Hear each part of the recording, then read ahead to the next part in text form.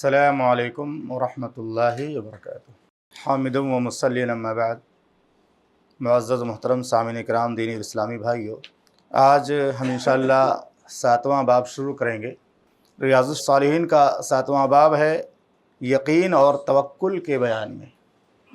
باب فی الیقین والتوکل، یقین اور توکل کا بیان یہاں سے شروع ہو رہا ہے۔ انشاءاللہ آج کے درس میں ہم یقین اور توکل کا معنی و مفہوم سمجھیں گے۔ معجم و مقاییس اللغہ میں اس کا معنی بیان کیا گیا ہے ان الیقین والیقن زوال الشک۔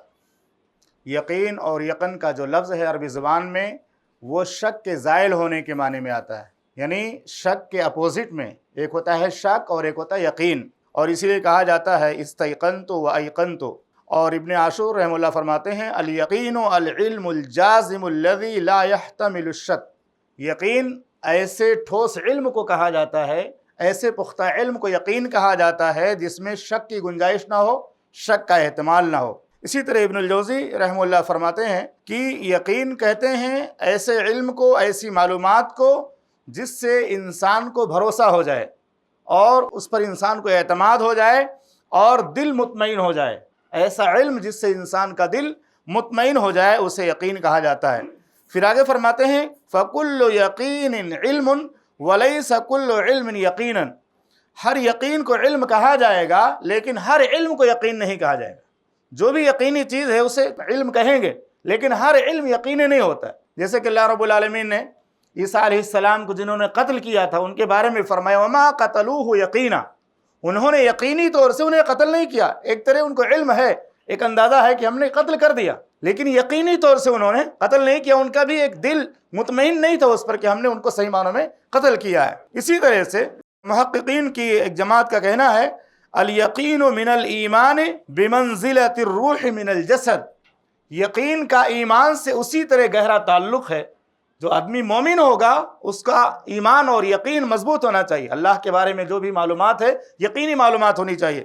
کہتے ہیں الیقین من الایمان بمنزلۃ الروح من الجسد۔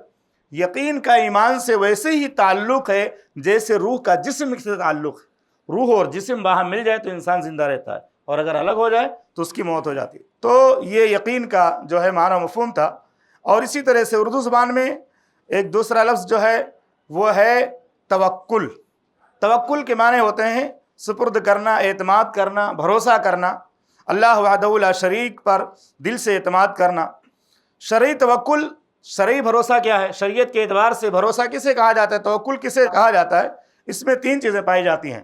نمبر 1، اللہ رب العالمین پر سچا اور حقیقی اعتماد و بھروسہ کہ جو کچھ کرنے والا ہے اللہ ہی کرنے والا ہے، نفع نقصان کا مالک اللہ ہے، نعمتوں کو دینے والا اللہ ہے، نوازنے والا اللہ ہے، شفا دینے والا اللہ ہے۔ نمبر 2، اللہ تعالیٰ پر پختہ یقین اور عقیدہ کہ ہر چیز کی زمام کار اللہ کے ہاتھ میں ہے۔ اور تیسری چیز جائز اور مباح اسباب کا بجا لانا۔ جائز اور مباح جو اسباب ہیں انہیں بجا لانا۔ جیسے آدمی کہ اللہ رب العالمین نے حکم دیا کہ روزی کمائے، تو روزی کمانے کا حکم دیا تو اسباب کو بجا لانا ہے، ادھر بیٹھے نہیں رہنا ہے، اس کو محنت کرنا ہے، باہر نکلنا ہے، حلال طریقے سے اس کو روزی تلاش کرنا ہے۔ اسی طرح سے توکل کی جو ہے 3 قسمیں ہوتی ہیں۔ عبادت توکل یعنی اللہ رب العالمین کی ذات پر مکمل طور سے بھروسہ کرنا، اللہ وحدہ لا شریک پر اپنا اعتماد اور بھروسہ مکمل طور سے کرنا۔ اور دوسرا جو ہوتا ہے شرکیہ توکل۔ شرکیہ توکل کا معنی ہوتا ہے ایسی چیزوں میں غیر اللہ پر اعتماد اور بھروسہ کرنا جو صرف اور صرف اللہ کے ساتھ خاص ہے۔ ایسی چیزوں میں جیسے کہ اللہ اولاد دینے والا ہے، اب کوئی آدمی سب سے کوئی دوسرا بھی کوئی اولاد دے سکتا ہے۔ شفا دینے والی ذات صرف اللہ ہے، اب کوئی سمجھے اللہ کے نبی صلی اللہ علیہ وسلم بھی شفا دے سکتے ہیں، اولیاء بھی شفا دے سکتے ہیں۔ تو یہ جو توکل کی باتیں اللہ کے ساتھ خاص ہیں اس میں کسی اور کو شریک کرنا، یہ شرکیہ توکل ہوتا ہے۔ نمبر 3، یا کلی یا جزئی طور پر اسباب پر ہی سارا بھروسہ رکھنا، یہ بھی شریعت کے خلاف ہے کہ سب کچھ اسباب کو سمجھ لینا، ہم نے ایسا نہیں کیا اس لیے ایسا ہو گیا، ہم نے ایسا کیا اس لیے ایسا ہو گیا۔ اس لیے اللہ کے نبی صلی اللہ علیہ وسلم نے فرمایا اگر تمہیں کوئی پریشانی لاحق ہو جائے تو یہ نہ کہا کرو اگر میں ایسا کرتا تو ایسا ہوتا، ویسا کرتا تو ایسا ہوتا، ہی نہ کہا کرو، بلکہ یہ کہو قدر اللہ وما شاء فعل۔ اللہ نے جو مقدر کیا وہ ہوا، اللہ نے جو چاہا وہ ہوا۔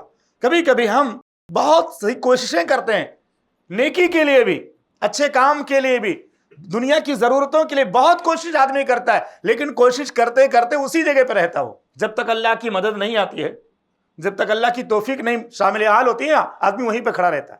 اس لیے جب جنتی جنت میں جائیں گے تو وہاں اللہ کی حمد بیان کریں گے، کیا کہیں گے؟ الحمدللہ الذی ہدانا لہذا، ہر طرح کی حمد اللہ کے لیے ہے جس نے مجھے اس کی طرف رہنمائی فرمائی، اس کی ہدایت دینی جنت کے راستے کی۔ اگر اللہ ہدایت نہ دیتا، توفیق نہ دیتا تو ہم کچھ نہیں کر سکتے تھے۔ تو اس لیے صرف اسباب پر بھروسہ کر کے اور اپنا ایمان اسی پر بنا لینا کہ یہ اسباب ہی سب کچھ ہیں، یہ صحیح نہیں ہے۔ اسباب کے ساتھ اللہ کی رحمت اور اللہ کی مدد اور اس کی توفیق ضروری ہے۔ اللہ رب العالمین نے فرمایا وَعَلَى اللَّهِ فَتَوَكَّلُوا إِن كُنتُم مُؤْمِنِينَ، اور اللہ ہی پر بھروسہ رکھو اگر تم مومن ہو۔ جو شخص اللہ پر بھروسہ رکھے گا، اللہ رب العالمین کی طرف رجوع کرے گا، اللہ اس کا کارساز بن جائے گا، اللہ اس کا محافظ بن جائے گا، اللہ رب العالمین ایسے شخص کا دوست بن جائے گا، اللہ اس کی مدد کرے گا۔ تو جیسا جو بھروسہ کرتا ہے اللہ پر، اللہ کے بارے میں جیسا جس کا گمان ہوتا ہے، اسی طرح اللہ تعالیٰ اس کی مدد کرتا ہے۔ اسی لیے اللہ رب العالمین نے حدیث قدسی میں فرمایا کہ میں اپنے بندے کے پاس اس کے گمان کے مطابق رہتا ہوں، میں اپنے بندے کے ساتھ اس کے گمان کے مطابق رہتا ہوں، جیسا میرے بارے میں گمان کرتا ہے میں اسی طرح سے اس کے ساتھ معاملہ کرتا ہوں۔ تو یہ دو چیزیں انشاءاللہ ہم اگلے والے درس میں، آنے والے درس میں ہم پڑھیں گے، ایک یقین کے بارے میں اور دوسرے توکل کے بارے میں۔ اللہ سے دعا ہے کہ رب العالمین ہم تمام مسلمانوں کو جو بھی تیرے بارے میں عقیدہ ہم نے پڑھا ہے قرآن و سنت میں، اس پر یقین کرنے کی توفیق عطا فرما، اور رب العالمین تو اپنی ذات پر ہمیں بھروسہ کرنے کی توفیق عطا فرما کہ جو کچھ ہو رہا ہے تیرے حکم سے ہو رہا ہے، تیری مشیت کے بغیر کوئی چیز ہمارے ساتھ نہیں ہو سکتی۔ رب العالمین تو ہماری دنیا اور آخرت میں ہمارا کارساز بن جا، دونوں جہان میں ہمیں کامیابی عطا فرما اور ایمان کے ساتھ موت نصیب فرما، آمین۔